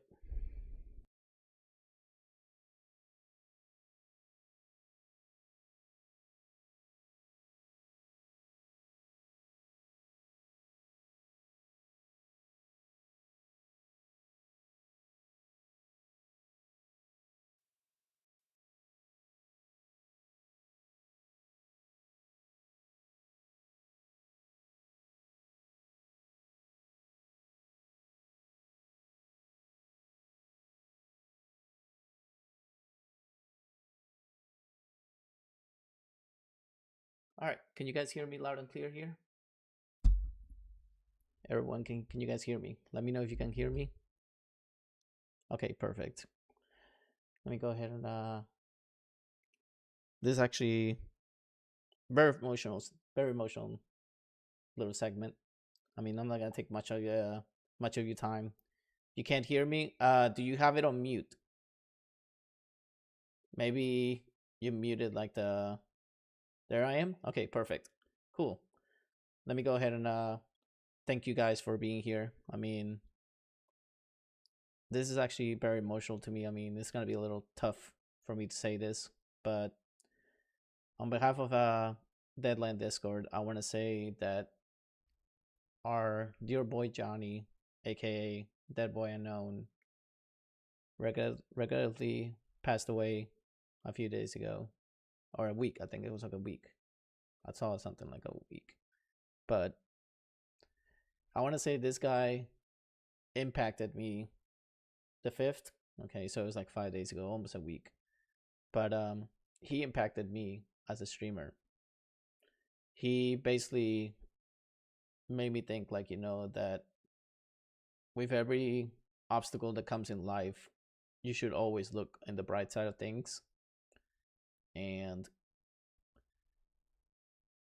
I cannot thank him enough for everything that he did. I mean, he was incredible for everything he did, and shout out to him for being such an amazing individual, and basically, like, just everything he did. I mean, in general, like, he was actually a guest co-host of my podcast for one episode.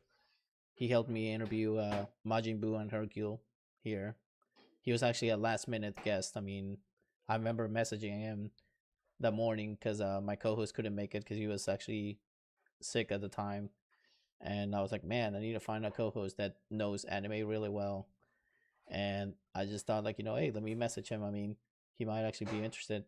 And when I mentioned to him who I was actually having during that segment, he literally jumped of joy. He was super happy and honored that I chose him to be part of it.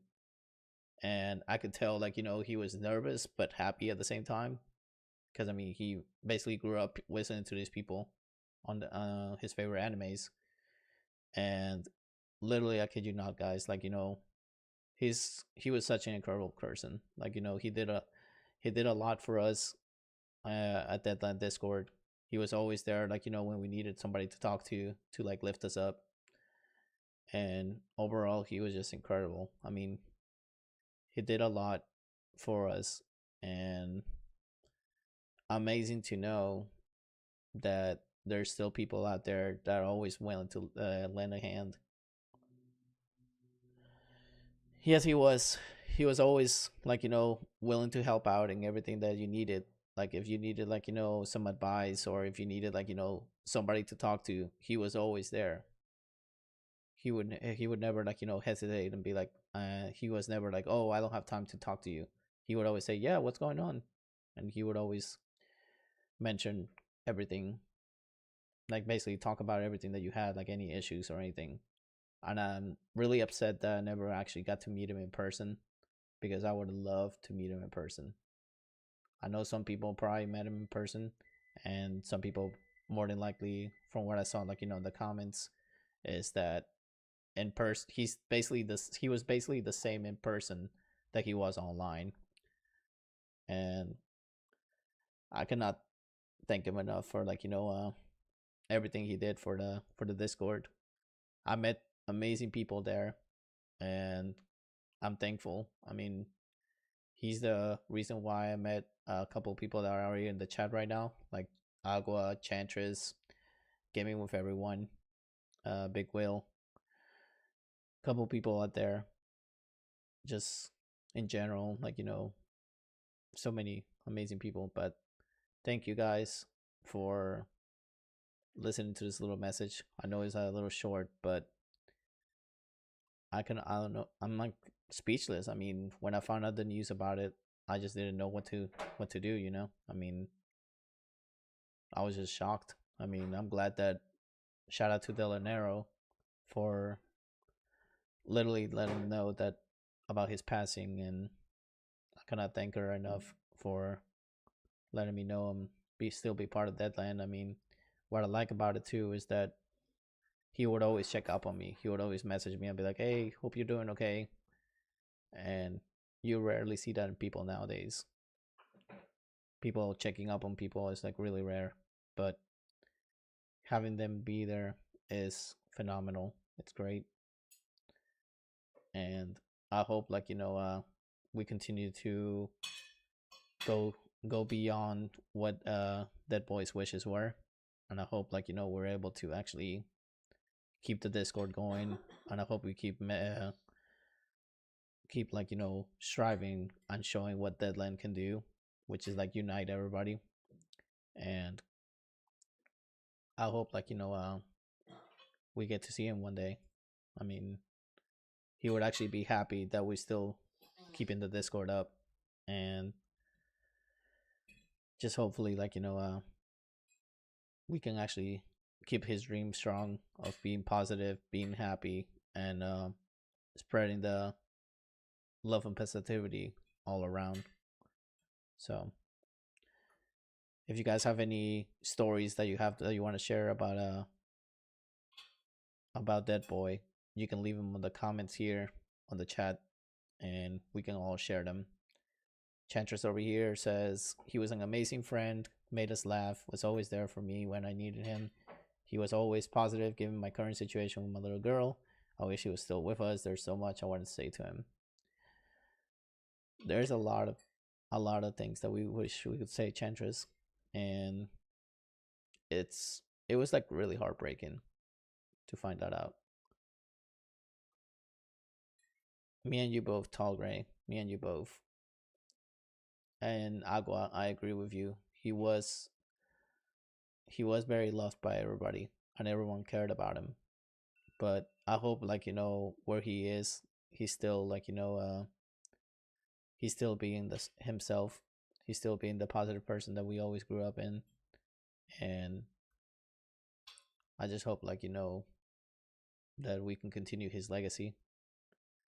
Really wanted to meet him at a con at some point. I'm so sad. Oh, me and you both, Agua. Every time I hear like, okay, like let me give you an example too. I mean, I know we're talking about Dead Boy right now, but my previous co-host by the name of LSAT, he passed away early 2025. And when I found out about it, it really hurt me quite a bit about his passing. And now we're hearing about Dead Boy Unknown, literally like devastated as well. But all we can do is just like move forward and follow his dream that he had for us. Moon Kitty, thank you for the follow. I appreciate it. Welcome in. He's watching over all of us and making sure we're still doing the same thing that he wants us to do. I agree, Fighter. I agree. And that's what I always want to make sure, like, that we all stay united through this. We have to stay strong. And I want to thank personally the staff of Deadland for keeping everybody, like, together, and keeping everybody, like, not that sad right now through all these times. I know it's upsetting, but all we can do is just remain strong for him, because he wouldn't want us to be upset. He would want us to be happy. Forsaken, welcome in. Thank you for coming in. Moonkitty, thank you for the emotes. Appreciate you. Forsaken, thank you for the follow. Welcome in. But one thing I do remember him telling me is how wish he could be partnered on Twitch, and so that way he could get Deadland to have a stream team. Thank you for the follow, Madam Goose. Welcome in. But this is not the only time we're gonna be honoring Dead Boy. I'm thinking about having it so that way every year. Give me 1 second, guys. I'm sorry.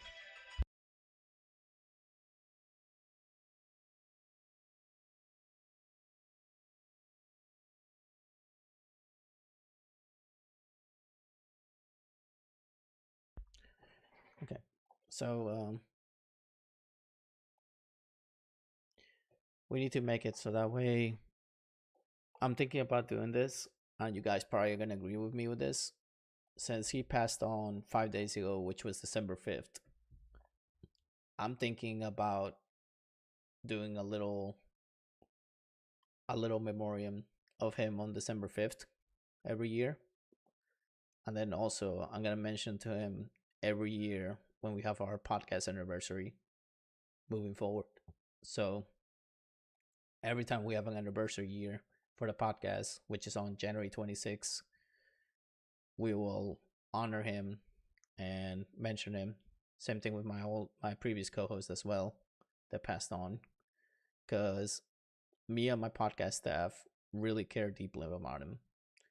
Some people didn't know him from my staff because they're rarely new, but some people actually knew about him, and we cannot thank him enough for everything that he did. But I definitely want to honor him. Thank you for the follow. Appreciate it. Absolutely. Let me go ahead and do a moment of silence real quick, and let's go ahead and be silent for a whole minute, guys. So let's do a moment of silence for our good friend, Dead Boy.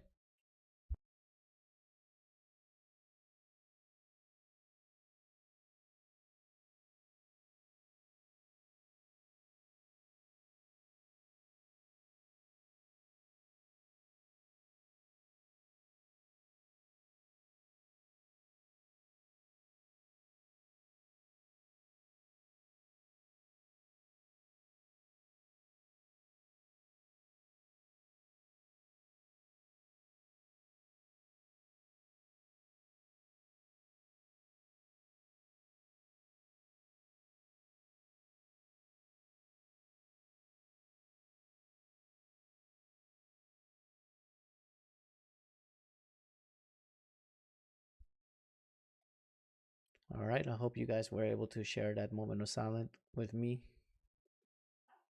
I hope you guys know that he really meant a lot to me.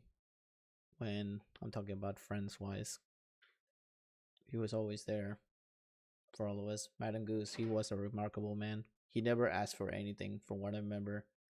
All he wanted was for us to succeed. And that's something that is going to be engraved in my heart for the rest of my life. And I'm thinking about doing this as well, is that I'm going to actually, I haven't streamed in so long, and I'm thinking about returning on the summer of 2026.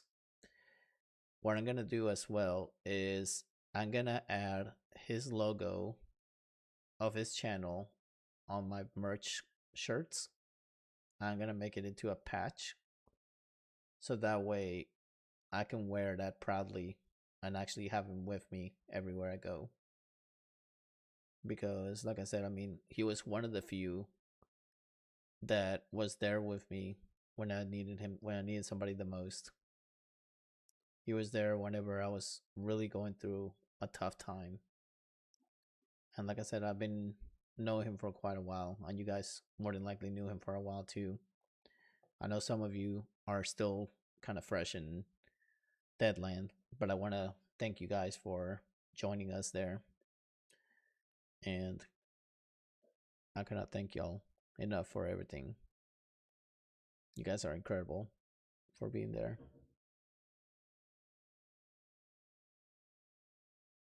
But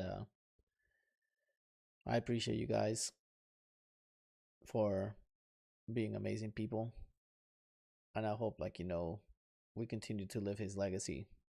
And I also want to give a shout out to my current co-host of my sports podcast. His name is ZDP. He actually did a prayer for him yesterday, and I cannot thank him enough for what he did, because that prayer was really needed. And some people don't believe in prayers, but I'm one of those people that do. So shout out to you for doing that for me and for us in Deadland.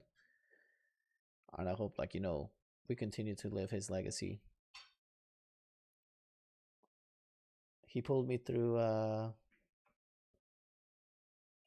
some pretty dark times, and no matter how long I was gone, he said, "You're always welcome, you're fam." He always told me too that we're Deadland, waiting to hear more from you. He always had a way to make me feel better, and he always knew just how to push. Yeah, he was always there for all of us. Aggressive Mayo, welcome in. And thank you for the hugs, Agua. Do you know if there's a donation page to help the family? I'll find that out for you soon, Chantress. I'm gonna get together with the Deadline Discord and see if we can actually do that. I know for a fact that I'm gonna make a shirt that is gonna have my new logo, and it's gonna have Dead Boys logo in it, and all the revenue I make from that particular shirt will go towards his family. And I know his roommate is in Deadland, so I'll definitely get in touch with him and see if we can arrange something, so that way every time we get like a certain amount of donations in that shirt to don't contribute towards him and his family. But if you guys have any stories that you want to share about him, you can always put him here. I'll read him out loud. And like I said, I mean, he was part of my podcast for a while. For those of you that just came in, he was only there for one episode, and he came in clutch when it comes to like being there for that one episode that I didn't have nobody, and he literally jumped in. He's like, you know what, I'm gonna help you. And he was super excited to be part of that episode because it was with two anime voice actors, and it was two of his favorite, and I could see in his face how happy he was. And if you guys want to see that episode, it is on the podcast YouTube, so feel free to watch it as many times as you want. I also have a podcast VOD of when I interviewed him as well, so we could talk about Deadland Discord and promote it. Because I remember clearly telling him like, hey, I want to interview you so we can promote your Discord, because your Discord is full of great people. And he was super happy that I thought of him, and he was just thankful that I chose him over so many people. But I told him like, hey, I mean, that's the main reason why me and you connect, is because we both want people to succeed. And in case you guys don't know, my podcast it's actually under two segments. On Wednesdays we do our sports one, that those of you that were still here when we were here earlier, that one actually is on Wednesdays. And then on Tuesdays is when we do our interview one, where we actually interview all kind of people. I mean, it doesn't have to be an affiliate or a partner or a non-affiliate. We interview everybody. We interview indie game developers. We interview everybody. Even if you don't stream and you still want to get interviewed, we interview you. And all the main purpose of the podcast is to promote the person that comes in. And that's what actually that boy really loved the most about my podcast, is that the fact that we would always interview people to promote them, and they were super happy about it. Like, he was like really emotionally happy that we were able to interview so many people. But I hope you guys were able to catch this. I know, there's not much time, but know the fact that that boy's legacy will live on, and he's actually a big part of our staff. And I'll be sure to let all you guys know on Discord that whenever that merch shirt comes in, so that way you guys can actually get it. And like I said, every revenue that we get from that shirt will go towards the family, because he meant a lot to me, like me personally. I mean, my podcast staff, like I said, they barely knew him, but I knew him like way before that. Like, I knew him since he was non-affiliate, and he was great, and he's still great. Levin here says, that boy was such an amazing guy. He inspired me a lot and made me want to start streaming, but I wanted to wait till I graduate. I made sure to show him that I would make it and graduate someday. I remember a time when I was feeling down and he actually came up to me and talked to me. I always had fun interactions with him in voice chats. I'm going to miss him a lot. I for sure don't want to break my promise to him. That's always good to know, Lemon. Definitely keep those promises that you made to him, and just let him know. Like, talk to him. Because, I mean, he's still among us. He's still with us. He's still part of us. But all you guys are incredible people. And I'm glad to be part of that land, because you guys being here for him shows how much, you guys show support. And I cannot thank y'all enough. So if that's all the testimonials we have here, I want to go ahead and thank everybody that was here. All you guys are incredible.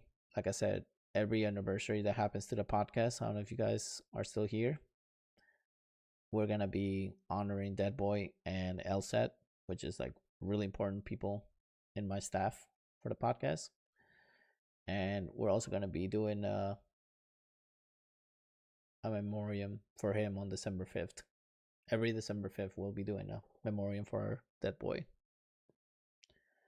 But if you guys haven't checked out the YouTube, like I said, definitely check out the YouTube, because that's where the interview I did with Dead Boy was, and then the interview that we did with the anime voice actors. And you guys will be able to see how happy and joyful he was doing those. So if you're listening to this, Dead Boy, I want to thank you for being amazing. And I hope we can live your legacy. So with that being said, thank you everybody that came through tonight. I hope we continue to succeed on Deadland. Let's stay strong with our bones. We cannot give up. We gotta stay strong. And let's just keep going. He would want that. So y'all take care. And I'll leave y'all with this little small little video. It's only like a few seconds long. It's only 5 seconds, but it really meant a lot to me. That shout out to the people the person that sent me this, but I was able to customize this for a few seconds. So y'all take care, and I'll see y'all soon.